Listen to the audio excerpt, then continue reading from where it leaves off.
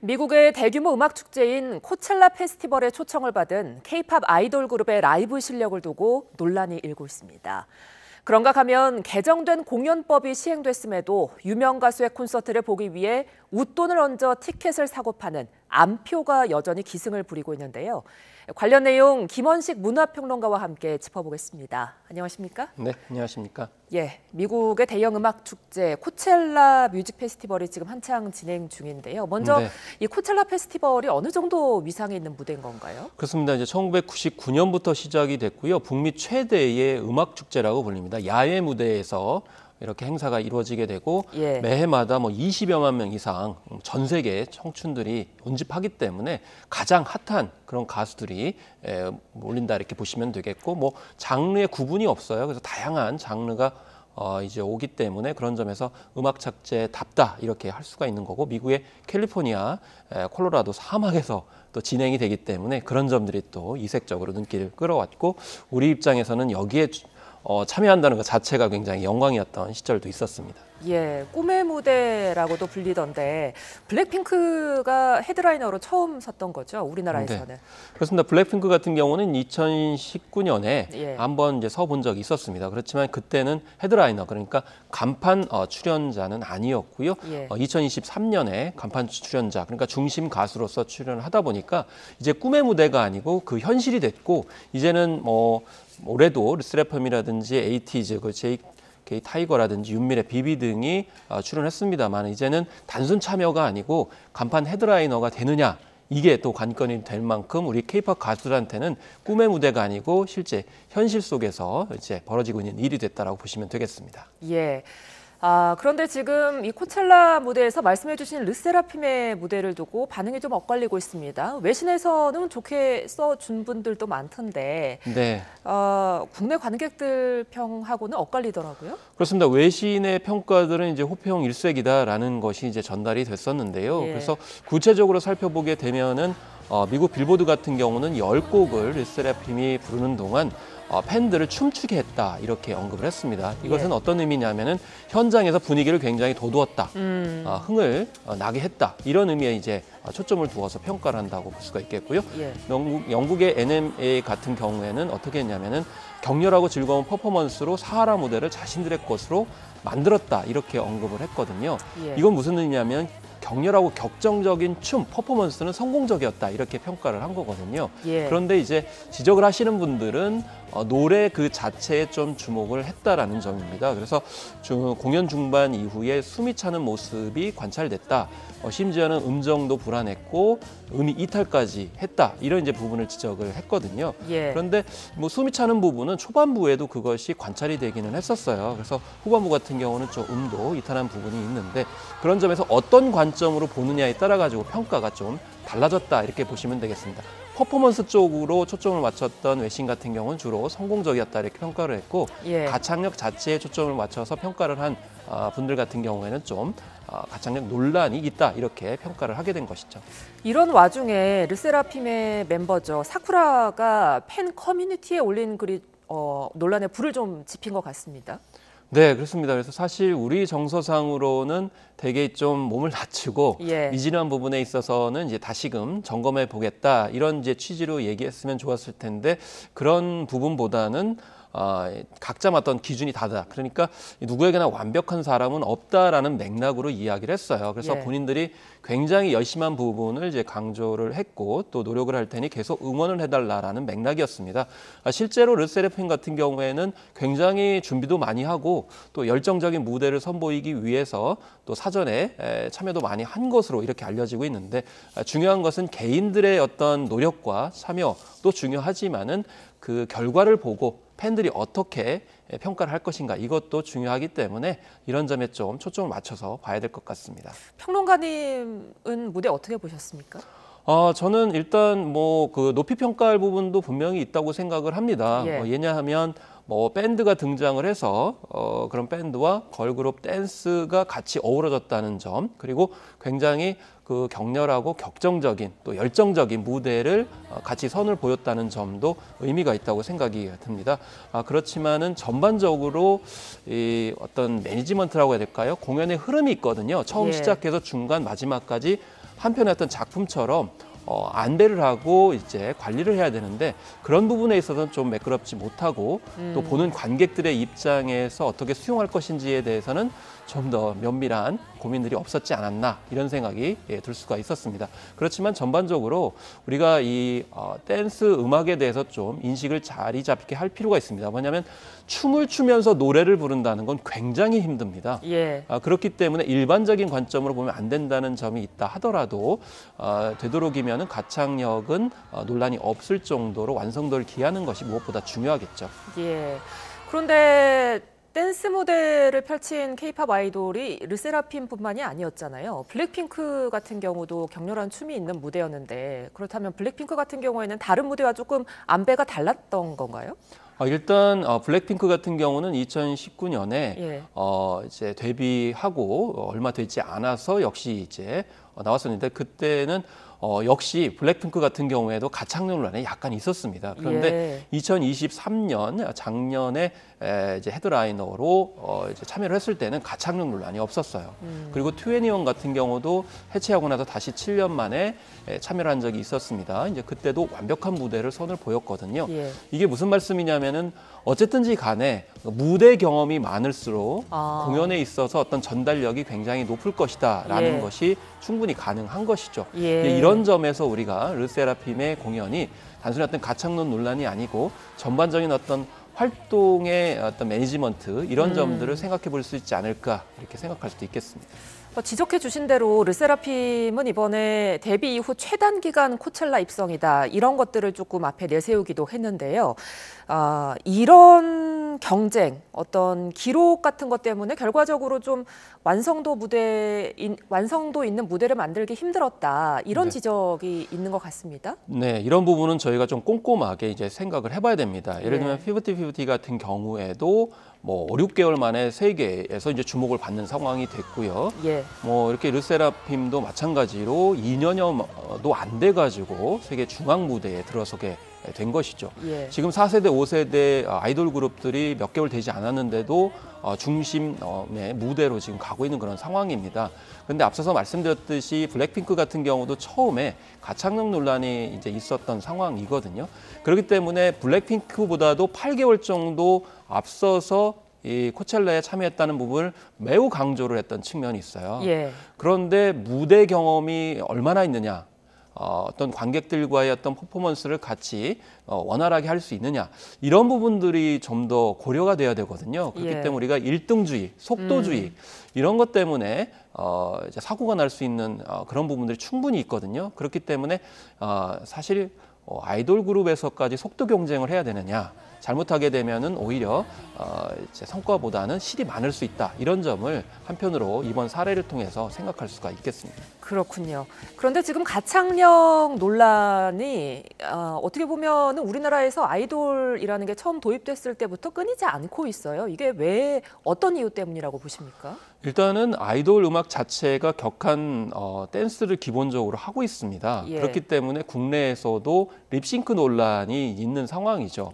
그래서 이제 배경 음악만 틀고서 노래를 부르는 게 아니고 아예 이제 녹음한 내용을 보여주는 그런 경향이 있는데 그건 이제 립싱크 같은 경우는 국내 방송 프로그램에서는 그걸 고지하는 그런 상황입니다. 그런데 해외 공연에서는 그럴 수가 없는 상황이고 그것을 이제 그대로 공개하게 되는데 중요한 거는 예전에는 그런 무대 영상들이 공유가 되지 않았어요. 근데 지금은 그것이 다 공유가 되거든요. 그렇기 때문에 이 K-팝 보이그룹 혹은 걸그룹도 이런 부분에 있어서 좀 사전에 꼼꼼하게 챙겨봐야 되는 측면이 있겠다고 생각이 듭니다. 그렇지만 이제 전반적으로 예전보다는 가창력을 많이 신경을 쓰고 있고 많이 나아진 점이 있어요. 그렇지만 K-팝의 어떤 특징이 격한 퍼포먼스다 보니까 그런 부분에서 아직은 K-팝의 어떤 한계를 계속 보여주고 있다 이렇게 생각이 들고요. 그렇지만 무대를 어떻게 진행하느냐에 따라서 저는 그 가창력란은 어느 정도 극복할 수 있다라고 생각이 드는데 그런 부분에 있어서는 르세라핌이 좀 미진했다라고 저는 생각합니다. 반면에 아이돌의 실력 논란에 대해서 우리나라의 잣대가 좀 더 엄격하다 이렇게 보는 견해도 있어요. 아무래도 이제 아이돌 그룹은 가창력 논란이 있다라고 하는 선입관을 가질수록 이제 그런 부분만이 많이 보여준다라고 생각이 듭니다. 그런데 앞서서 말씀드렸듯이 외신에서는 어느 부분에 초점을 맞췄었냐면 분위기를 얼마나 돋우었는가, 그리고 퍼포먼스가 어땠는가, 여기에 초점을 맞추고 있다는 거죠. 그러니까 결국에는 우리나라에서는 주로 가창력을 중심으로 해서 음악을 평가하는 경향이 많거든요. 그런데 이 야외 페스티벌 같은 경우는 가창력보다는 전체적인 분위기를 어떻게 이끌느냐가 굉장히 중요한 겁니다. 그렇기 때문에 너무 가혹하다는 평가도 분명히 존재할 수 있고, 중요한 거는 K-팝의 본질이 무엇이냐라는 것을 우선에 먼저 두고 가창력이나 음악성도 같이 평가하는 것이 균형된 접근이 아닐까 이렇게 생각을 해볼 수가 있겠습니다. 예, 이런 상황에서 며칠 뒤인 현지 시간 20일이면 르세라핌이 코첼라 무대에 다시 한번 서게 됩니다. 며칠 뒤 시간이 조금 있긴 합니다만 이 정도 시간이면은 이번에는 실력 논란을 조금 불식시킬 수 있을까요? 약간 공연 운행 방식을 좀 바꿀 필요가 있겠습니다. 그러니까 예. 지금 르세라핌 멤버들이 좀 약간 흥분한 것 같아요. 왜냐하면 세계적인 무대이기 때문에. 그래서 초반에 굉장히 열정을 퍼붓듯이 이제 폭발을 하게 되는데, 그렇게 되면 안배가 되지 않습니다. 예. 그래서 전체적으로 한 40여 분을 끌려가려고 한다고 하면은 안배가 필요하기 때문에 좀 열정을 약간 조정을 할 필요가 있다고 저는 생각을 하고요. 곡도 처음에 퍼포먼스가 굉장히 격렬한 곡들을 배치하기보다는 그런 것들을 좀 적절하게 배분하는 것이 무엇보다 필요하다. 그래서 후반부로 갈수록 좀 힘이 덜 들어갈 수 있는 그런 무대를 선보이는 것이 필요하고요. 그리고 이번 공연을 분석을 해보면 굉장히 동선이 길거나 복잡합니다. 예. 그렇게 하면 많이 움직여야 되기 때문에 이런 부분들이 노래를 부르는 데 있어서 좀 방해가 되거든요. 그렇기 때문에 단순히 좁은 무대에서 공연을 하는 것이 아니고 굉장히 큰 무대에서 많은 관객들을 앞에 두고 야외에서 공연한다는 것이 어떤 것인가를 좀 면밀히 살피고 이 다음 공연에서 임하는 것이 무엇보다 리스크를 좀 방지하는 것에서 의미가 있다고 생각합니다. 예, 어느 때보다 지금 K-팝의 주목도가 높은 상황에서 앞으로 이 K-팝 시장을 조금 더 확장시키고 지속시키려면 가수는 물론이고 업계도 좀 노력을 기울여야 할 것 같아요. 어떤 부분이 좀 더 필요할까요? 네, 그렇습니다. 그래서 많은 팬들이 음원과 실제 공연에서 노래는 부르는 모습들이 굉장히 다르다라는 지적을 했거든요. 예. 그래서 우리가 비대면으로 즐기는 콘텐츠와 실제로 대면으로 즐기는 콘텐츠의 사이 격차가 있을수록 실망감이 더 표출될 수 있는 측면들이 있거든요. 예. 그렇기 때문에 이 소속사나 이제 제작사 또 주최 측에서는 이 간격을 최대한 줄일 수 있도록 해야 되겠고요.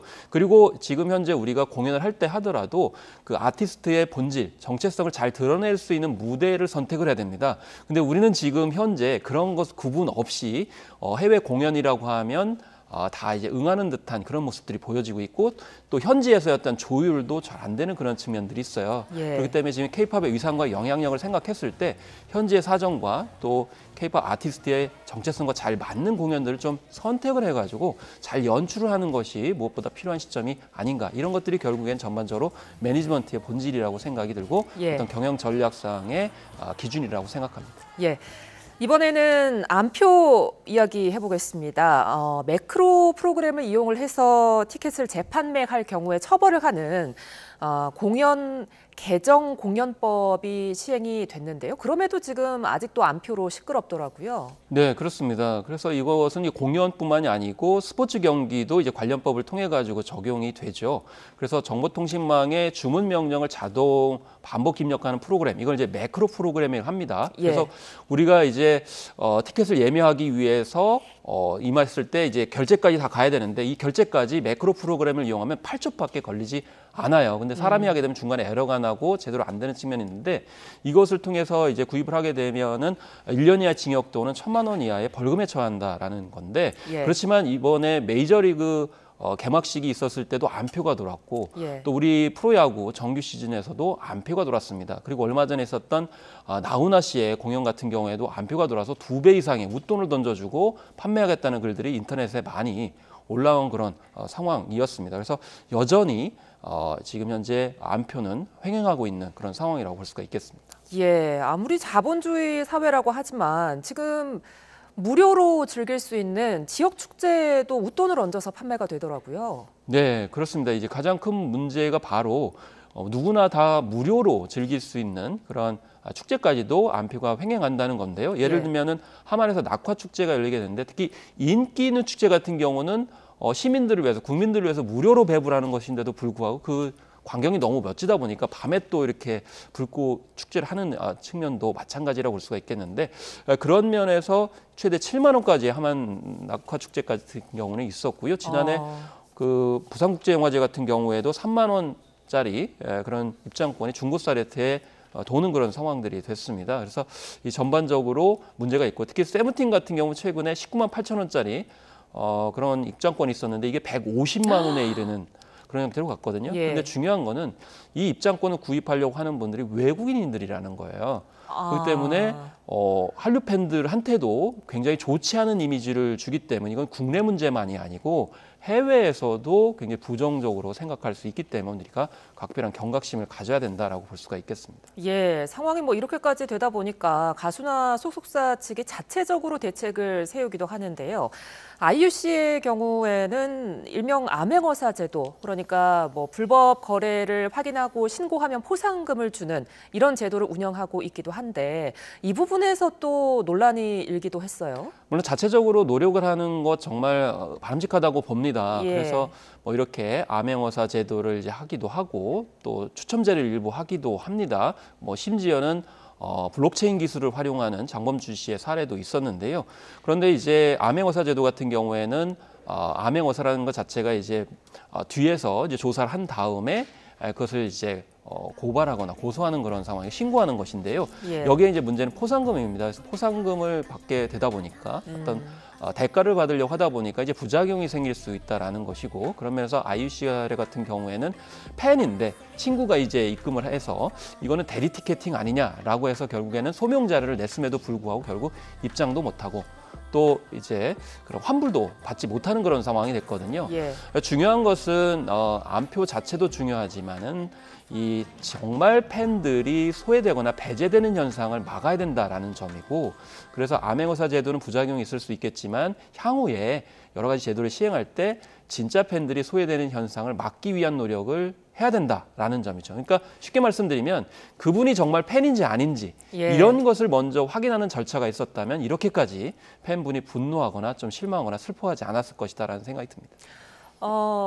그 말씀해주신 소명 그 자료를 제출하는 과정에서 과도한 개인정보 침해 논란이 일기도 했잖아요. 우스갯소리로 얼마 전에 있었던 총선 때 투표하러 갔을 때 개인정보 확인했던 것보다 이 개인정보 자료를 내고 소명하는 과정이 더 힘들었다 이런 말도 나오던데요. 그렇습니다. 그래서 뭐 신분증뿐만 아니고 뭐 통장 거래 내역이라든지 아니면 친구와 같이 뭐 대화 내용이라든지 이런 것들을 모두 제출했음에도 불구하고 그것이 이제 반영되지 않았다라는 점이거든요. 근데 이게 친구 관계뿐만이 아니고 사실은 우리가 임영웅 씨 공연을 보려면 이제 효도 선물이라고 그래가지고 이제 가족분들이 자녀분들이 예매를 하잖아요.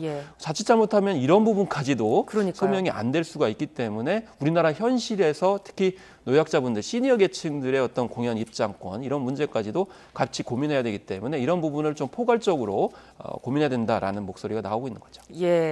법적으로 이거를 막을 수는 없는지 이게 좀 궁금한데 지금은 처벌이 약한 거죠? 처벌이 약한 겁니다. 아까 이제 매크로 같은 경우는 이게 워낙 많이 문제가 된다. 왜냐하면 한두 사람이 뭐 수천 장, 뭐 수만 장의 그런 티켓을 독점하고 그렇게 되면 이제 문제가 될 수 있다라고 해서 이제 신고를 이렇게 일일이 하는 것보다는 아전에 차단을 하는 것이 필요하다라고 해서 관련 개정법을 마련한 거거든요. 근데 이것도 이제 문제가 있습니다. 일단 지금 현재 매크로를 통해 가지고 안표를 하는 것이 얼마나 비중이 될까? 업계에서는 최대 20%밖에 안 될 것이다. 제일 문제가 되는 건 개개인들이 안표를 판매하는 행위가 굉장히 많다. 그리고 지금의 경범죄 처벌에 따라 가지고 20만 원을 부과하고 있는데 20만 원 너무 약하다. 왜냐하면 앞서서 세븐틴 같은 경우는 뭐 20만 원의 그런 티켓을 150만 원 판다고 그러니까 너무 차액이 많기 때문에 예를 들면 매크로법도 뭐 1,000만 원 내고 말지 뭐 이런 이제 도덕적 해이를 발생시키고 있다는 거죠. 그래서 경범죄 처벌법도 굉장히 강화해야 된다라는 것이고요. 그다음에 개개인들이 파는 게 너무 많기 때문에 대면으로 안표를 파는 행위만 경범죄로 처벌하기보다는 SNS상으로 처벌되는 것들도 다 규제할 수 있도록 해야 된다. 그래서 웃돈을 얹어서 표를 파는 모든 행위들을 범죄화해야 된다. 라는 것이 업계의 그런 이제 요구가 되겠고요. 다만 예. 외국에서는 프랑스와 같이 완전 금지하는 국가도 있지만 캐나다처럼 일정 부분은 웃돈을 얹어서 파는 행위를 비율로 허가를 하자 이렇게 많이 다르고요. 그다음에 일본 같은 경우에는 추첨제를 통해 가지고 공연을 볼 사람을 실명 확인을 한 뒤에 배분하는 형식으로 이렇게 조치를 취하는 등 여러 가지 방식이 있는데 우리나라에서는 이제 일부에서 항공권처럼 티켓을 발매해야 된다 이런 이제 주장도 있습니다. 이거는 항공권 같은 경우는 안표가 거의 없거든요. 그 이유는 뭐냐면 이미 실명이 기재되기 때문에 이런 점들도 이제 보완해야 된다라는 목소리가 나오고 있습니다. 예. 어떻게 보면은 더 현실적인 엄격한 처벌이 이루어지게 된다면 안표가 조금 줄어들게 될까요? 일단 법의 만능은 아니죠. 예. 그런데 지금 현재 우리가 이제 문화적으로 바라볼 때 그러니까 프리미엄 재테크라는 인식들이 많이 있습니다. 그러니까 내가 표를 구매를 해가지고 필요한 사람한테 웃돈을 던져서 수익을 얻게 되면 재테크 아니냐 이런 예. 생각을 하게 되지만 그렇지만 부정 경쟁 이 될 수도 있는 거거든요. 왜냐하면 중간에서 정상적인 그런 거래를 방해하고 거기서 이익을 편취하는 거기 때문에 그런 점에서는 팬과 아티스트 사이에 중간에 끼어들어 가지고 수익을 부당하게 챙기는 거기 때문에 단순히 이걸 이제 그런 재테크의 개념으로 볼 수는 없다라는 것이 통상적인 그런 문화적 인식이 아닐까. 그래서 법도 이제 강화해야 되고 이런 문화적 인식도 좀 바꿔줘야 된다라는 것이 기본적인 과제라고 생각이 듭니다. 예, 여기까지 듣겠습니다. 김원식 문화평론가와 오늘 함께했습니다. 감사합니다. 네, 감사합니다.